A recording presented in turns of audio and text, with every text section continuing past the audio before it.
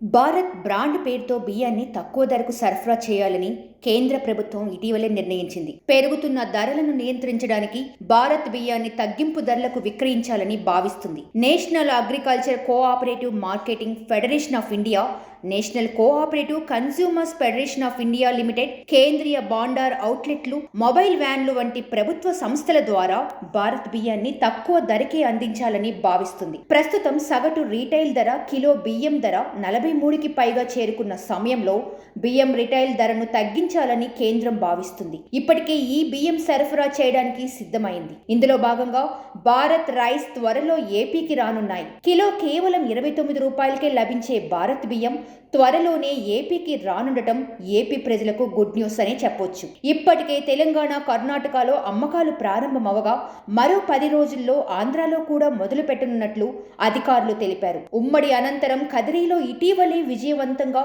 ప్రయోగాత్మకంగా ప్రారంభించామని పేర్కొన్నారు. ఎన్సీసీఎఫ్, నాఫెడ్, కేంద్రీయ బాండార్ దుకాణాల ద్వారా అమ్మకాలు చేపట్టనున్నట్లు వివరించారు.